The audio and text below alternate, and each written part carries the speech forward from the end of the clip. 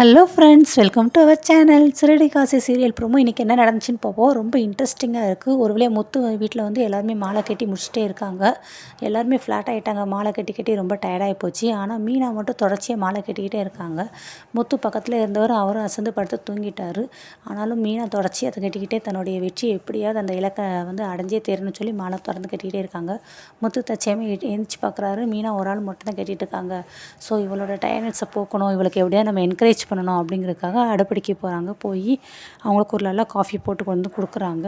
சரின்னு அதை வந்து அவங்க மீனா வந்து இந்தா குடி அப்படின்னு சொல்லி கொடுக்குறாங்க. இல்லை வேண்டாம் அப்படிங்கிறாங்க. பரவாயில்ல இருக்கட்டும் குடி, நீ ரொம்ப டயர்டாக இருப்போம், உனக்கு சுறுசுறுப்பாக இருக்கும், ஸோ நீ குடிச்சின்னா உனக்கு எனர்ஜிட்டிக் கிடைக்கும் அப்படின்ட்டு அவர் கொடுக்குறாரு. சரின்னு வாங்கி மீனாவும் குடிக்கிறாங்க. என்ன எப்படி இருக்குது காஃபி நான் போட்டது அப்படிங்கிறாங்க. ரொம்ப நல்லா இருக்குது அப்படின்னு சொல்லிட்டு இருக்காங்க. நல்லா இருக்கா நிஜமாக தானே அப்படிங்கிறாங்க. ஆமாம் நிஜமாக தானே, அதில் நான் சுகர் போடவே இல்லை, அப்படி அதில் நான் சர்க்கரை போடவே இல்லை அப்படின்னு சொல்லி அவங்க சொல்லவும், நீங்கள் சர்க்கரை போடாட்டினாலும் பரவாயில்ல, ஆனால் என் மேலே கொண்டாந்துக்கிற அக்கறையால் அது ரொம்ப இனிப்பாக இருக்குது, எனக்கு அதுவே போதுமானது அப்படின்னு அந்த ஒரு டைலாக் அடிக்கிறாங்க. சர்க்கரை அக்கறை அப்படின்னு சொல்லி. ஸோ அதனால் மீனாவுக்கு வந்து ரொம்ப ஹாப்பியாக இருக்குது. அதை கேட்ட முத்துவுக்கு ரொம்ப ரொம்ப சந்தோஷமாக இருக்குது. நம்ம மேலே வந்து ரொம்ப லவ்வாக இருக்கா, ரொம்ப கேரிங்காக இருக்கா அப்படின்னு சொல்லி.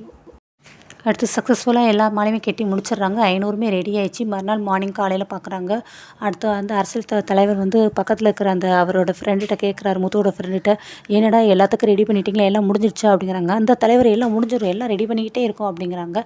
நெக்ஸ்ட்டு அவர் ஃபோன் போடுற முத்துக்கு, டே மாப்பிள்ள, டே நண்பா, நான் வந்து இந்த மாதிரி தலைவர் கேட்டார், மாலையெல்லாம் ரெடியாக வந்துடும் சொல்லியிருக்கேன், கண்டிப்பாக வந்துடும்னே நண்பா, எந்த கவலையும் படாத, கண்டிப்பாக வந்துடும் சரியா அப்படிங்கிறாங்க. அடுத்து வேனை வந்து ஆட்டோவுக்கு கால் பண்ணுறாங்க.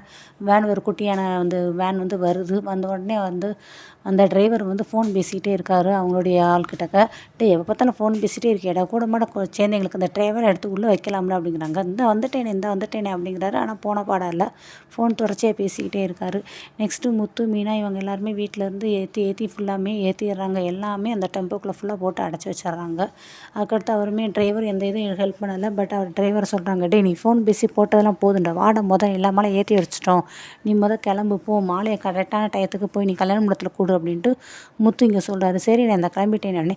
சரி உன் ஃபோனில் வந்து நான் லொக்கேஷன் அனுப்பியிருக்கேன், அது என்ன எது எங்கே இருக்குங்கிறத கரெக்டாக போய் பார்த்து சேர்த்துடா, டே ஊடால எங்கேயும் இறங்கிறாடா, எங்கேயுமே இறங்கக்கூடாது, எங்கேயும் நிப்பாட்டக்கூடாது, வண்டியை கரெக்டாக நேராக மண்டபத்தை விடுற அப்படிங்கிறாங்க. சரி நீ கரெக்டாக போயிருவேனே அப்படிங்கிறாங்க. இங்கிட்ட அடுத்து சிட்டியை காட்டுறாங்க. சிட்டி வந்து அவருடைய ஃப்ரெண்ட்ஸ்க்கு அவருடைய அந்த கூட ஒர்க் பண்ணுறவருக்கெலாம் ஃபோன் பண்ணுறாரு. டே முத்து வந்து மாலை கட்டிட்டானா பார்த்தியா அப்படிங்கிறாங்க. அங்கே ஒரு 2 பேர் முத்துவோட வீட்டுக்கு வெளியில் நிற்கிறாங்க. அண்ணே பார்த்தேனே, எல்லா மாலையும் ஏற்றிட்டாங்க, இப்போ கொஞ்சமாக ஏற்றிக்கிட்டே இருக்காங்க, முக்கால்வாசி முடிச்சிட்டாங்கண்ணே, இப்போயே நான் எப்படியா போய் தூக்கிடட்டுமா அப்படிங்கிறாங்க. இல்லை அந்த வேன் ஃபுல்லாக ஏறட்டும், அந்த வேன் மூவ் ஆகி கொஞ்சம் தூரம் போகட்டும், அதுக்கப்புறம் பார்க்கலாம் அப்படிங்கிறாங்க. சரி ஓகேன்னு அந்த வேனும் மூவ் ஆகி போயிடுச்சு. பின்னாடியே அந்த 2 பேர் பின்தொடர்ந்து பைக்கில் போய்கிட்டே இருக்காங்க. நெக்ஸ்ட்டு அவர் திருப்பி போடுறாரு, ஃபோன் போட்டுகிட்டே, என்னாச்சு அண்ணே, அண்ணா நாங்கள் எப்படியாவது அந்த வேனை தொடர்ந்து போயிட்டே இருக்கோம், கண்டிப்பாக இப்போ அந்த வேனை வந்து நாங்கள் சீஸ் பண்ணிடுறோம் அப்படிங்கிறாங்க. அதில் ஒரு ஆள் பின்னாடி வண்டியில் இருக்கிற சொல்லிகிட்டே இருக்காரு, அண்ணே உங்கள் காரில் பின் டயர் பஞ்சராக இருக்குண்ணே அப்படிங்கிறாரு. உடனே இந்த டிரைவர் வந்து இறங்கி போய் பார்க்க போகிறாரு. குனிஞ்சு பார்த்துட்டு தான் இருக்காரு. பைக்கில் வந்து அதில் வந்து ஒரு ஆள் சீக்கிரமாக காரை எடுத்துகிட்டு அந்த வேனு மாலையை ஏற்றிட்டு வந்து அந்த வேனை எடுத்துகிட்டு சீக்கிரமாக மூவ் பண்ணி போயிடுறாங்க. வேன் டிரைவர் வந்துட்டு, ஐயோ என் வேனு நிறுத்துங்கடா அப்படின்னு சொல்லி பயங்கரமாக கத்துறாரு. ஆனால் அவங்க கேட்கவே இல்லை, சல்லுன்னு போயிடுறாங்க. அடுத்து சிட்டி ஃபோன் போடுறாரு, என்னடா ஆச்சு அப்படிங்கிறாங்க. அண்ணே நாங்கள் நல்லபடி சக்ஸஸாக வேனை வந்து கடத்திட்டு வந்துட்டோம், வேன் தான் இப்போ தான் கொண்டுட்டு வந்துருக்கோம். ஆமாண்ணே அதில் இருக்கிற மாலையெல்லாம் என்னண்ணே பண்ணாண்ணே, பேசாமல் வந்து மார்க்கெட்டில் போய் வித்துடுறியா அப்படின்னு. சரிண்ணே வித்துட்டுமாண்ணே. ஆமாம் போய் கடையை போட்டு வித்துருடா, பேசாமல் இருடா, மீனா தெரிஞ்சவங்க நிறைய பேர் இருக்கீங்க, அதனால் கண்டிப்பாக எப்படியும் நீ இந்த மாதிரி மார்க்கெட்டில் எங்கேயா போய் போட்டேன்னு வச்சுக்கோ, கண்டிப்பாக சொல்லிடுவீங்க, அதில் 500 மாலை இருக்குது, ஒன்று பண்ணு, பெரிய குப்பை இருக்கிற இடம் கிடங்கு இருக்குது பார்த்தியா, அந்த இதில் போய் அங்கே இருக்கிற மாலை எல்லாத்தையும் தூக்கி போட்டு குப்பையை போட்டு அதை எரித்து சாம்பல் ஆக்கிது, அப்படின்னா தான் எந்த தடையும் தெரியாது அப்படிங்கிறாங்க. சரிண்ணே அப்படிங்கிறாங்க. டே நீ வேனை எடுத்துகிட்டு கிளம்புன அந்த டிரைவருக்கு என்ன பார்த்தா, நான் ஆமாண்ணே பின்னாடியே வந்தான், ஆனால் நாங்கள் வந்துட்டோம் அப்படின்னு. சரி இப்போ டிரைவர் மூலம் எப்படியாவது முத்துக்கு மேட்ரு போயிருக்கோம், ஸோ முத்து எப்படியும் வேனை தேடுவோம், அதனால் எந்த காரணம் கொண்டு நீ அந்த வேனோட சேர்த்து அவங்களோட சிக்கிடக்கூடாது, நீ எஸ்கேப் ஆயிருங்கிறாங்க. சரிண்ணேங்கிறாரு. அடுத்த நோத்தை வண்டியில் வரான். அண்ணே காரை தூக்கிட்டு உடனே வேனோட சேர்த்து பூ எல்லாத்தையுமே அப்படிங்கிறாங்க. சரி நீங்கள் அந்த வேனை ஃபாலோ பண்ணுங்கன்ட்டு இன்னும் 2 பேரை காரில் அனுப்புகிறாங்க.